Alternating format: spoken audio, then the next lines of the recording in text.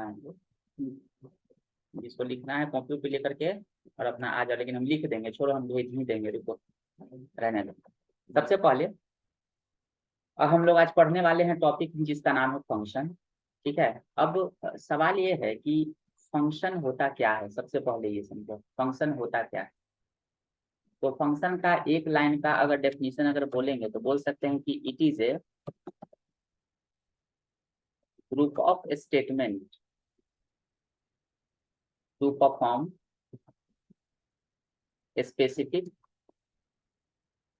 Task. ये एक group of statement होता है जो किसी स्पेसिफिक टास्क को परफॉर्म करने के लिए हम लोग इसका यूज करते हैं, यही कहलाता है फंक्शन।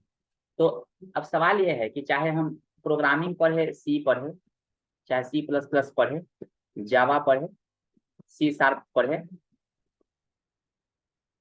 या फिर हम पाइथन पढ़े, या फिर जावा स्क्रिप्ट हम लोग पढ़े, सब में जो हम थ्योरी लिखवाने वाले हैं सब में कॉमन होगा। कोई प्रोग्रामिंग पढ़ लो, अगर कोई भी पर्सन अगर चाहे सी पढ़ता हो, C++ पढ़ता हो, जावा पढ़ता हो, C# पढ़ता हो, पाइथन पढ़ता हो, जावा स्क्रिप्ट पढ़ता हो, विकास आर्यन को एक बार फोन करके बोलना तो ज्वाइन करने के लिए, अगर या मैसेज कर दो अगर टाइम है उसके पास, तो नहीं आया तो यहाँ पे किसको सर? आर्यन को। तो यहाँ पे क्या है कि आ गया, आ गया, छोड़ दो, आ गया। तो यहाँ पे अगर हम बात करेंगे प्रोग्रामिंग लैंग्वेज की, चाहे वो सी हो, चाहे वो प्लस हो, चाहे वो जावा हो, चाहे वो तुम्हारा पाइथन हो या C# हो या फिर जावा स्क्रिप्ट हो, जो हम थ्योरी बताने वाले हैं और जो हम कॉन्सेप्ट बताने वाले हैं, ये चाहे दुनिया में कोई प्रोग्रामिंग लैंग्वेज आज के बाद अगर पढ़ोगे उसमें तुम्हारा ये सेम टू सेम काम करेगा। हमारा थ्योरेटिकली कॉन्सेप्ट है वो, हाँ प्रोग्रामिंग पॉइंट्स ऑफ व्यू से अगर देखा जाए तो सब में अलग अलग होगा, लेकिन थ्योरेटिकली पॉइंट्स ऑफ व्यू से सब में क्या होगा, सेम होगा। तुम जो जब भी कोई प्रोग्रामिंग अगर पढ़ोगे तो तुमको शुरुआती में पढ़ाया जाएगा फंक्शन के बारे में, तो जस्ट वो इंट्रोडक्शन होता है कि हमको जितना जरूरत है उतना ही लायक हमको पढ़ना। लेकिन यहाँ पे हम लोग पढ़ेंगे डिटेल्स में फंक्शन के बारे में कि क्या होता है फंक्शन, उसका यूज क्या होता है। ठीक है, तो हम क्या बताएं कि सबसे पहले अगर हम कोई भी मेन फंक्शन में कोई प्रोग्राम को अगर बनाते हैं, सी लैंग्वेज अगर जितना भी लोग पढ़ रहा है, सब लोग सी लैंग्वेज पढ़ा हुआ है तभी यहाँ तक आया होगा, अभी इस क्लास में है तभी यहाँ तक पहुंचा है। तो सी लैंग्वेज में क्या होता है ना कि मेन जो होता है ना, मेन ये मेन फंक्शन जो हम लोग बनाते हैं, वॉइड लगाओ या ना लगाओ कोई फर्क नहीं है, जो ये मेन फंक्शन होता है, सारा कोड जो होता है ना हम लोग इसी के बीच में लिखते हैं, जितना कोड होता है सब इसी के बीच में लिखते हैं। तो इसमें होता क्या है प्रॉब्लम इस मेन के पास, कि ये कोड जितना ज्यादा बड़ा होगा हमारा प्रोग्राम उतना ज्यादा स्लो एग्जीक्यूट होगा। मेन फंक्शन जितना ज्यादा बड़ा होगा हमारा प्रोग्राम उतना ज्यादा स्लो एग्जीक्यूट होगा। इसका रीजन हम बताते हैं। ठीक है, मान के चलो कि फंक्शन क्यों बनाना जरूरी है, एक एग्जाम्पल बताते हैं। मान के चलो कि हम यहाँ पे PK सर हैं, ठीक है, हम अभी ले रहे हैं क्लास, हम अभी क्लास ले रहे हैं। ठीक है, अगर अभी कोई आदमी अगर आएगा बोले कि सर हमको अभी एडमिशन लेना है वो कोर्स में, अभी 20,000 पेमेंट ले लीजिए, तो हम क्लास देखेंगे भाई पहले लक्ष्मी जी देखो ना, क्लास रुक जाओ, तो मेरा क्लास रुका कि नहीं रुका है। अगर क्लास रुक गया और उस समय में अचानक अगर कोई बहुत मतलब मेरा कोई बहुत इंपॉर्टेंट फ्रेंड का कोई एक्सीडेंट हो जाए, या फिर कोई अगर काम आ जाए, कोई आदमी हमसे मिलने के लिए बोले कि भाई 2 मिनट का समय हमको दे दो, तो उस आदमी को बोले कि आप रुकिए हम उस आदमी से मिलेंगे। तो इससे प्रॉब्लम क्या हो रहा है मेरा, कि हमारा क्लास भी रुक रहा है, पेमेंट ले रहे हैं वो भी रुक रहा है, उससे मिलने के चक्कर में दो काम रुक रहा है। रुका कि नहीं रुका। तो अगर हम मान के चलो कि यहाँ पे क्लास ले रहे हैं, कभी कभी इंक्वायरी आता है तो हम इंक्वायरी लेने चले जाते हैं, कभी कभी कोई आदमी आता है मिलने के लिए उससे बात करने लगते हैं। ठीक है, कभी कभी तो मैडम में कॉल आता है तो मैडम के कॉल में बिजी हो जाते हैं। अब मान के चलो कि हम उनके लिए 3-3 काम को हम होल्ड में डाल रहे हैं, तो क्या हो रहा है ना कि एक काम की वजह से बाकी काम मेरा होल्ड में चला जा रहा है। तो अब हम क्या करेंगे कि क्लास के लिए यहाँ पे 2 टीचर हम रखते हैं, एक PK सर और एक रख देते हैं विकास सर, 2 टीचर हमारे पास। ठीक है, अब मान के चलो कि रिसेप्शन पर मान के चलो कि हम रख देते हैं नूतन झा को रख देते हैं।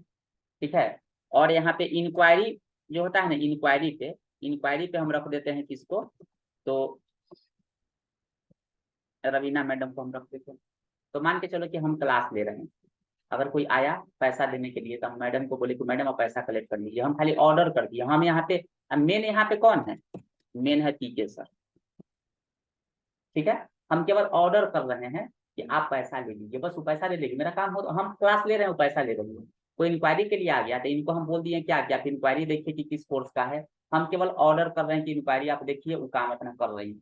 अगर हम एक दिन बीमार भी पड़ जाते हैं तो मेरा क्लास के लिए विकास सर का क्लास चलेगा, मेरा रिसेप्शन कोई पेमेंट करेगा तो भी होगा, मेरा इंक्वायरी होगा वो भी होगा। लेकिन हम क्या होंगे ना कि अगर हम बीमार पड़ते हैं तो मेरा सारा काम नहीं रुकेगा, नहीं रुकेगा।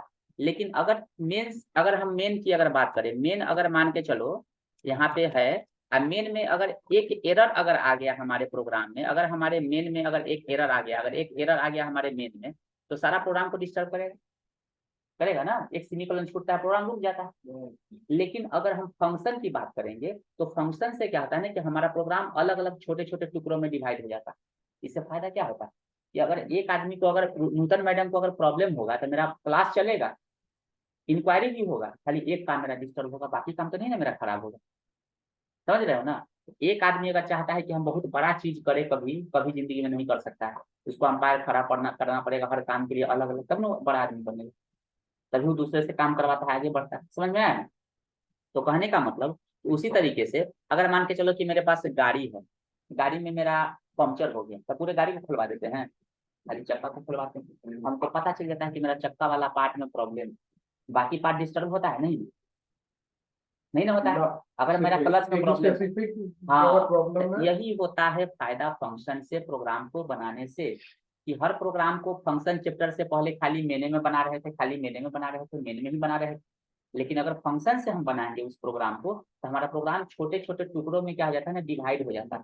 इससे फायदा क्या होता है टुकड़ों में डिवाइड होने से, कि हमारा प्रोग्राम रन फास्ट होने लगता है। अगर तुमको एक पार्ट में प्रॉब्लम है तो बाकी पार्ट को ज्यादा डिस्टर्ब नहीं करेगा वो, तुमको उसी पार्ट में जाकर के देख लो सही हो जाएगा। समझ रहे हो ना इस बात को। तो ये सबसे बड़ा फायदा होता है किस चीज से, फंक्शन से। ठीक है।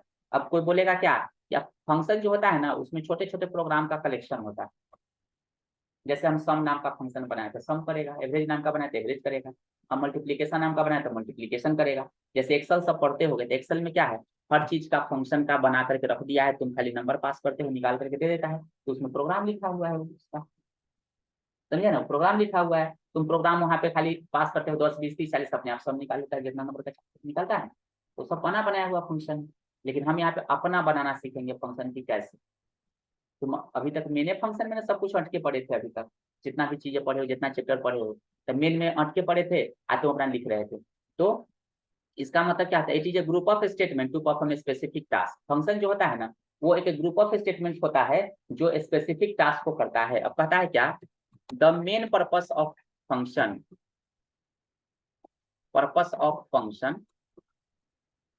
To reuse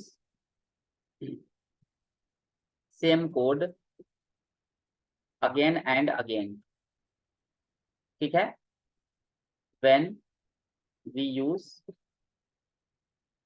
the function, when we call the function.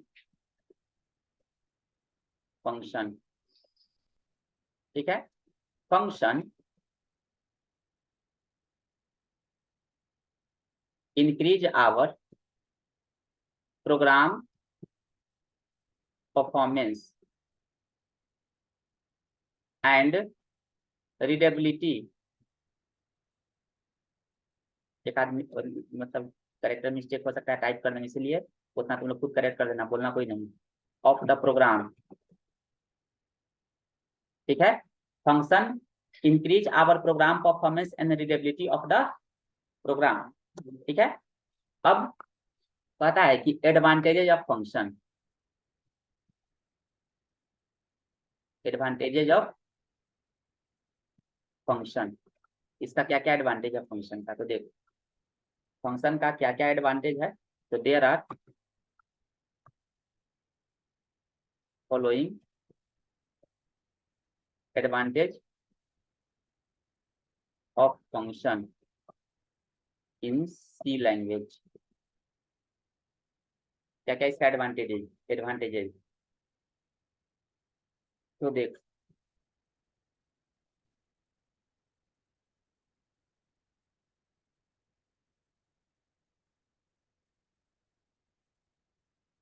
तो सबसे पहला देखो एडवांटेज, सबसे पहला है कि use of function enhance the readability of the program. मतलब अगर तुम फंक्शन को यूज करते हो तो तुम्हारे प्रोग्राम के रीडेबिलिटी को क्या करता है, इनहांस करता है।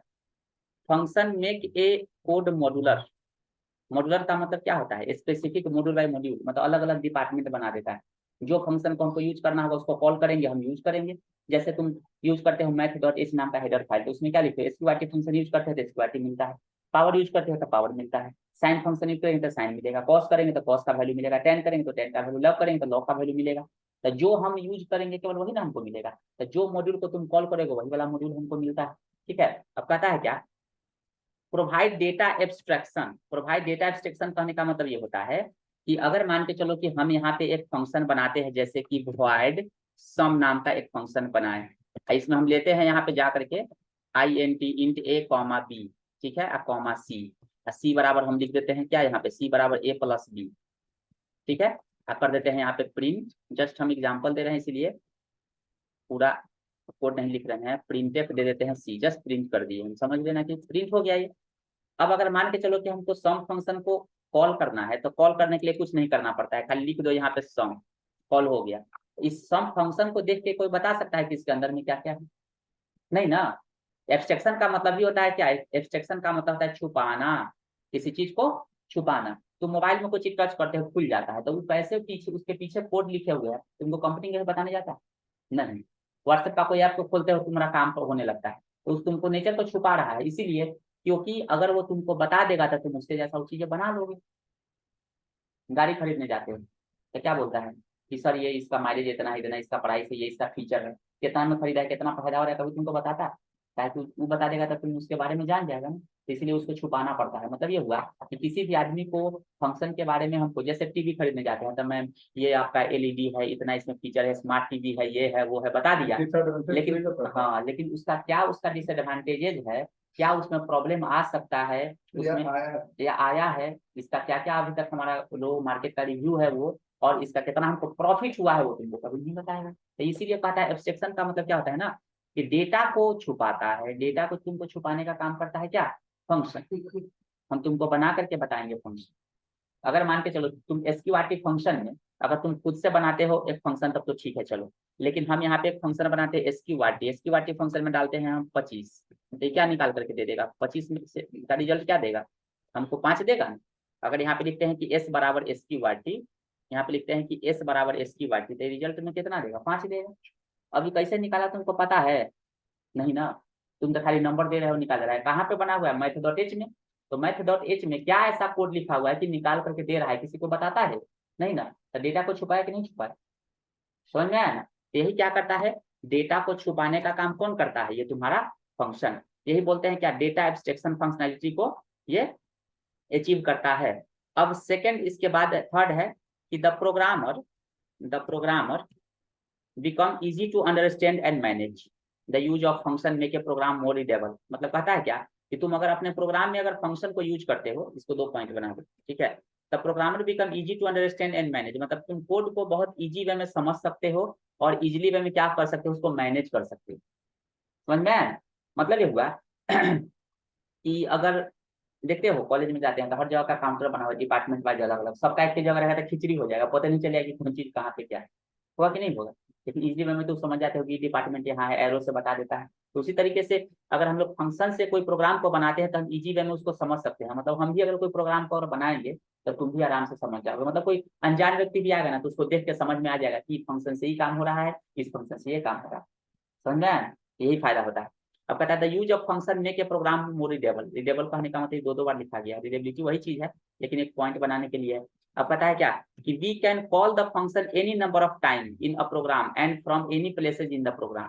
मतलब फंक्शन को हम लोग जितना बार चाहेंगे उतना बार उसको कॉल कर सकते हैं, कितनी जितना बार चाहेंगे उतना बार कॉल कर सकते हैं। जैसे मान के चलो कि यहाँ पे हम जाते हैं और यहाँ पे हम एक एग्जाम्पल भी तुमको दिखाते हैं कि कितना बार कॉल कर सकते हैं, तुमको जितना बार मन होगा उतना बार तुम फंक्शन को कॉल कर सकते हो।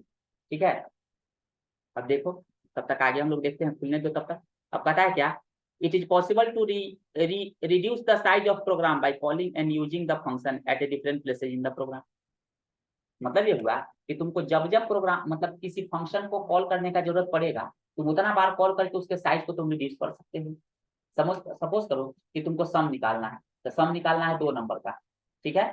तो 2 नंबर का सम निकालना है तो तुम एक्सेल में क्या लिखते हो, इक्वल टू सम 10, 20 लिखते हो। अगर 4 नंबर का निकालना है तो इक्वल टू सम 10, 20, 30, 40, तो 2 बार कॉल कर दिया उसी चीज को। कि क्या अलग अलग तुम बार बार कोडिंग लिखते हो, नहीं ना। बना हुआ तो फंक्शन है, हम जितना बार मन करे उतना कॉल कर रहे हैं। तो वही कह रहा है क्या कि it is possible to reduce the size of the program by calling and using the function at different places in the program. Program के अलग अलग प्लेस से हम उसको कॉल करके और आराम से उसके कोड को हम कम कर सकते हैं। अब कहता है क्या कि by using function we can avoid rewriting same logic again and again in a program. मतलब फंक्शन के सहायता से हम अपने प्रोग्राम के लॉजिक को बार बार लिखने से क्या कर सकते हैं, अवॉइड कर सकते हैं, उसको बचा सकते हैं। समझ में आया।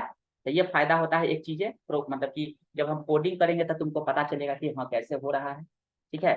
तो 1 मिनट इसको पहले खुलने दो।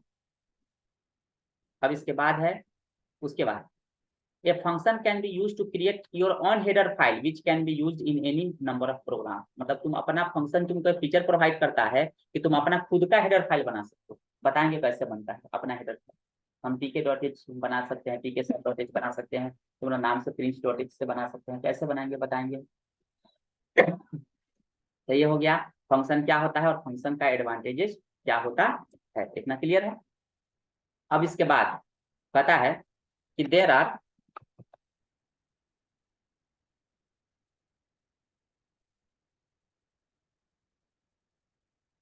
फॉलोइंग टाइप ऑफ फंक्शन, ठीक है।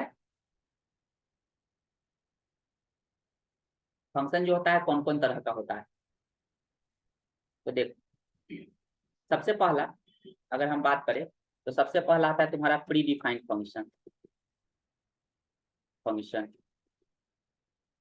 ठीक है। अब प्री डिफाइंड फंक्शन के अंदर में भी होता है कई तरह का फंक्शन। एक सबसे पहला होता है वो तुम्हारा रोमन में, एक होता है मेन फंक्शन और दूसरा होता है तुम्हारा इनपुट आउटपुट फंक्शन।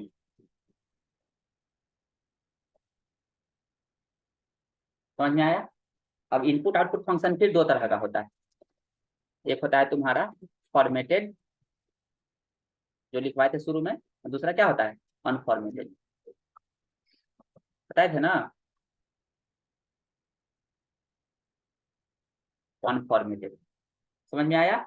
यानी कि ये सारे फंक्शन क्या है था हमारा प्री डिफाइंड फंक्शन। इसके बारे में तुम क्या बोल सकते हो कि the function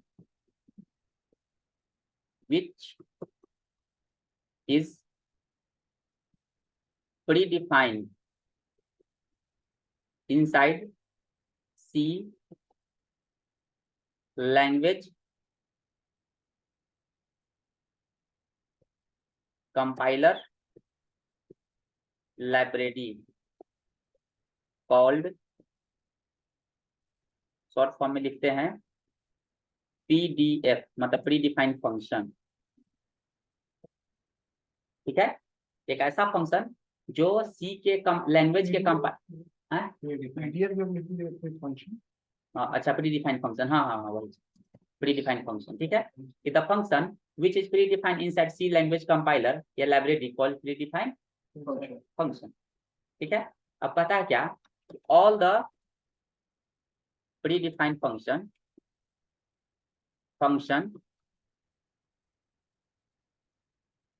required header file, ठीक है, एक्सेप्ट मेन फंक्शन।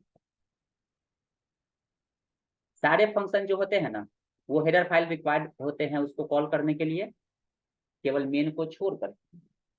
समझ में आया। मेन अपने आप कॉल होता है, वो तो सबको कॉल करता है, मेन को कौन कॉल करेगा भाई। समझ में आया।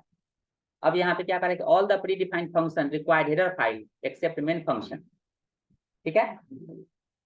अब कहता है कि if we use any PDF function in our program we must include proper header file in our program. मतलब ये हुआ कि अगर तुम कोई भी अगर फंक्शन यूज करते हो अपने प्रोग्राम में तो तुमको प्रॉपर हेडर फाइल को इंक्लूड करना जरूरी होता है। समझ में आया? जैसे कि एग्जाम्पल में जैसे लिखते हैं stdio.h, इसके अंदर में कौन कौन सा फंक्शन है? Printf, scanner, C printf scanner,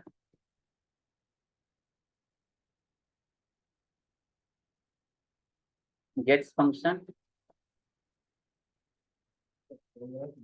कौन गेट्स, पुट्स फंक्शन, etc कर दो, ठीक है। फिर conio.h, conio.h में तुम्हारा है कौन कौन सा? CLRSCR, ये वाला उल्टा लिख दिए, गेट्स, गेट सी एच, हाँ get C H, GETCH, GETCHE, यहाँ पे GETCHAR, गेट कैर,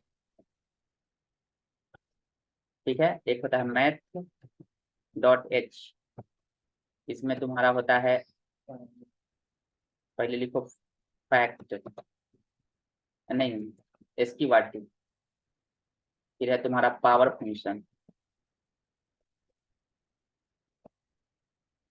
फिर तुम्हारा लॉग फंक्शन, कर दो सब में ETC, सब होता है उसमें, ठीक है। उसी तरह से जो प्लस प्लस पढ़ रहा है तो IOStream .h, हाँ उसमें होता है तुम्हारा फंक्शन सी आउट, ऑब्जेक्ट है ये, एक होता है सी इन, ठीक है। तो ये सब क्या है ना कि ये सब हेडर फाइल है, इसका क्या है फंक्शन है, तुमको इंक्लूड करना पड़ेगा, नहीं तो क्या कर देगा, एरर दे देगा, इतना तो पता है, इसमें किसी को कोई दिक्कत नहीं है अभी तक, ठीक है। अब कहता है क्या कि देयर आर, अच्छा ये वाला जो है ना ये तो शुरू में वैसे भी लिखवाए थे, इसके बारे में जरूरत नहीं है लिखवाने का, बहुत लंबा चौड़ा हो जाएगा, शुरू में लिखवा किए तो। लेकिन जो लोग BCA वाले लोग हैं, याद रखना ये तुम्हारा VVVI, मतलब ये क्वेश्चन को तुम जितना भी लगा सकते हो उतना आई कर लेना, ठीक है। ये क्वेश्चन एग्जाम में आ सकता है, यहाँ से तुमको एक क्वेश्चन कंफर्म है कि आएगा ही आएगा 100%, एक क्वेश्चन लिख लो अब ये दिमाग में कि आएगा, ठीक है। कितने मार्क्स का? 8 मार्क्स का आएगा, आज ज्यादा से ज्यादा आएगा तो 16 मार्क्स का, ठीक है। 8 मार्क्स का नहीं तो 16 का हम लोग में 12। हाँ आएगा, लेकिन आएगा 10 मार्क्स मान के चलो कि तुम्हारा रहेगा नहीं रहेगा, चलो तो इतना हो गया। अब इतना तो समझ में आ गया। अब ये इसके बारे में उसके अलावा दूसरा क्वेश्चन तुम्हारा आता है, what do you mean by formatted and unformatted function, ये पूछता है कभी कभी। अनफॉर्मेटेड इनपुट आउटपुट फंक्शन और फॉर्मेटेड इनपुट आउटपुट फंक्शन क्या होता है, तो शुरू में ही हम लिखवा दिए थे, तो यहाँ पे लिख लेना, अगर लिखने का मन होगा तो, पेज भरना होगा तो, ठीक है। अब दूसरा होता है तुम्हारा यूजर डिफाइन फंक्शन, ठीक है। तो ये क्या होता है, तो कहता है क्या, the function which is defined by the user called user defined function, एक ऐसा फंक्शन जो यूजर के द्वारा डिफाइन किया जाए वो तुम्हारा कहलाता है user defined function. User defined function does not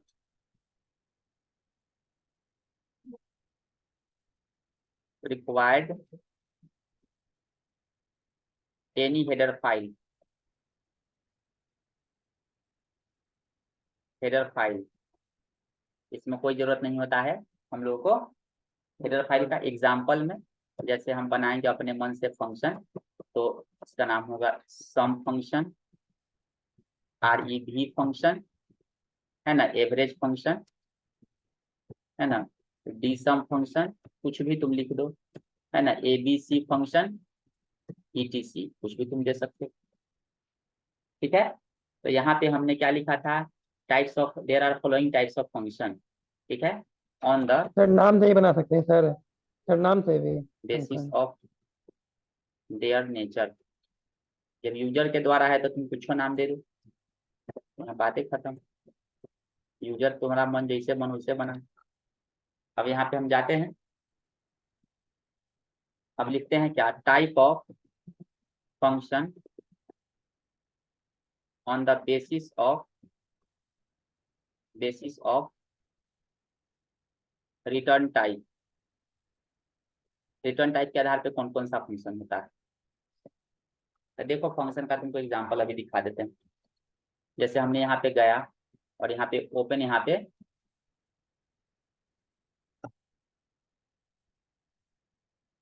पे जा करके हम एक फंक्शन यहाँ पे बनाते हैं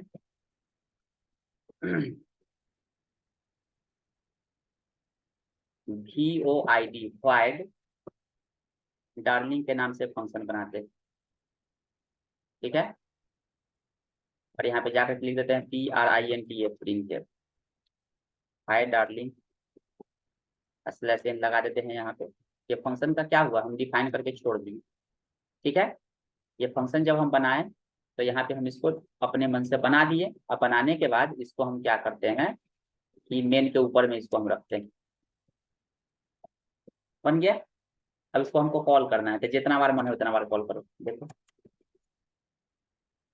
लिखो यहाँ पे DARLING, डार्लिंग। एक बार कॉल किए, एक बार दिखाया, फिर अगर दो बार कॉल करेंगे डार्लिंग, देखो 2 बार हुआ, फिर करते हैं। हाँ तो क्या दिक्कत, सेमीकोलन पड़ गया, हुआ डार्लिंग, देख लो। स्लैश एन कहाँ पे, यहाँ पे समझ में आया ना। 4 बार किए, 4 बार आया ना, 4 बार प्रिंटफ हमको नहीं लिखना पड़ा, हो गया। तो ये हुआ फंक्शन का कॉलिंग, इसको हम लोग क्या बोलते हैं, कॉलिंग। इसको क्या बोलेंगे, इसको बोलेंगे डेफिनेशन। क्या बोलेंगे, डेफिनेशन। जिसको स्क्रीनशॉट निकालना है अपना निकाल लो। ये हो गया तुम्हारा डेफिनेशन, और ये वाला हो गया तुम्हारा कॉलिंग। ये वाला हो गया कॉलिंग। जितना बार मन होगा उतना बार हम कॉल कर सकते हैं, n नंबर ऑफ टाइम्स। आप निकाल दीजिए ना प्रिंट स्क्रीनशॉट। अच्छा ठीक,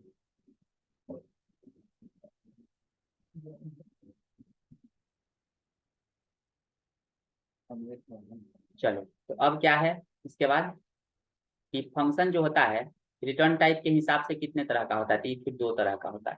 फंक्शन जो होता है वो रिटर्न टाइप के हिसाब से 2 तरह का होता है। कौन कौन सा होता है, तो सबसे पहला होता है तुम्हारा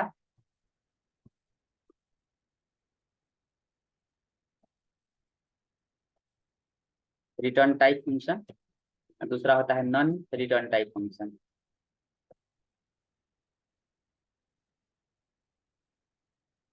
नॉन रिटर्न टाइप फंक्शन, तो यहाँ पे रिटर्न टाइप फंक्शन किसको कहते हैं, तो सबसे पहला के बारे में पता है कि the function which return any, या लिख सकते हो सम, मतलब कुछ value after called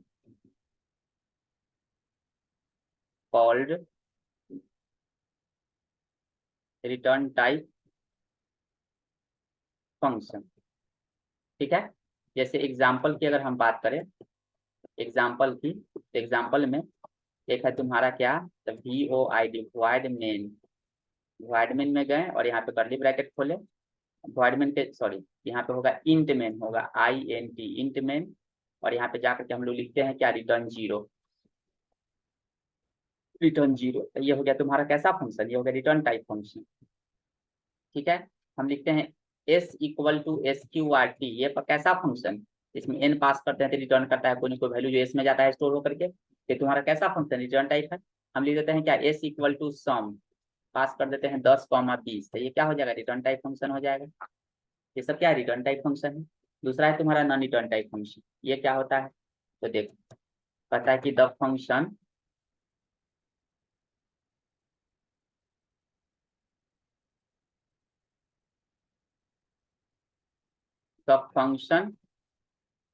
which does not return any value called none return type function। Example में इसका एक तो void में यहाँ पे कर्ली ब्रैकेट खोलेंगे, डॉट डॉट डॉट, इसको बंद कर दिए, ये हो गया तुम्हारा पहला। दूसरा, अगर हम सीधे कोई फंक्शन कॉल करते हैं सम, इसमें कोई वैल्यू नहीं देते हैं, चाहे कुछ कोई वैल्यू भी तो कोई दिक्कत नहीं है, रिटर्न टाइप ये हो गया। अगर मान के चलो हम लिखते हैं यहाँ पे फंक्शन CLRSCR, तो ये क्या हो गया तुम्हारा नॉन रिटर्न टाइप फंक्शन।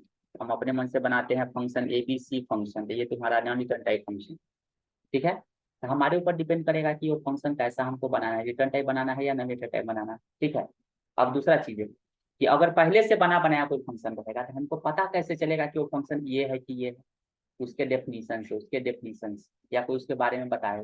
कोई नए आदमी से मिलते हैं, वो आदमी कैसा है पता कैसे चलता है, कोई आदमी उसके बारे में बताता है तब उसके फंक्शन नेचर को। अगर हम पढ़ाते हैं बढ़िया तो लोग जाकर के बोलता है कि अच्छा पढ़ाते हो ना, लोग मेरे बारे में जानता है। अगर नहीं, अगर कोई बताएगा तो जानेगा उसके बारे में, मतलब हमसे मिलेगा, मेरे बारे में कुछ समय बिताएगा तब ना। तो उस फंक्शन को तुम यूज करने लगोगे तो तुमको उसके बारे में पता लगने लगेगा कि उसमें क्या क्या चाहिए। लक्षण समझ में आया, लक्षण। तो आज के डेट में एडिटर जितना है ना सब बता देता है कि उसका लक्षण कैसा है, समझ में आया। तो आज पहला सेशन लिए हम फंक्शन का, कल लेंगे इसके आगे दूसरा सेशन। कल भी थ्योरी का सेशन कंटिन्यू चालू रहेगा, अभी केवल थ्योरी ही चलेगा, एक दो क्लास अभी और, उसके बाद प्रोग्रामिंग इसमें स्टार्ट करेंगे। और जो लोग अगर पहले भी अगर थोड़ा सा पढ़ रहे हैं अगर सी का क्लासेस, तो उनको फंक्शन चैप्टर को पढ़ने में कोई प्रॉब्लम नहीं है, आराम से समझ में आएगा। ठीक है, कोई दिक्कत नहीं है, जहाँ से नहीं आएगा वहां से रोक देना है, आए वहां तक खींचते रहना है 2 3 दिन 4 दिन। ठीक है, तो थ्योरेटिकली पॉइंट सबके लिए, दुनिया में कोई प्रोग्रामिंग पढ़ोगे सबके लिए सेम। तो ये थ्योरी हम सबको सारे जहाँ जहाँ ग्रुप में है सबको भेज देते हैं। कल इसी के आगे फिर सेशन एग्जैक्ट सेम टाइम में 9:01 पे हम सेशन को स्टार्ट कर देंगे। 9:05 तक हम वेट करेंगे, उसका चालू कर देंगे। तो सब लोग फिर से आ जाना, जिसका पहले से कोई छूटा हुआ है, कंफ्यूजन होगा, वो सब अपना हम लोग दूर करेंगे। और इसमें आज जो हम बताएं इसमें किसी को कोई प्रॉब्लम है तो बोलो, एनी प्रॉब्लम किसी को भी, anyone anybody, any problem. Sir वो फॉर्मेट वाला बता। कौन सा फॉर्मेट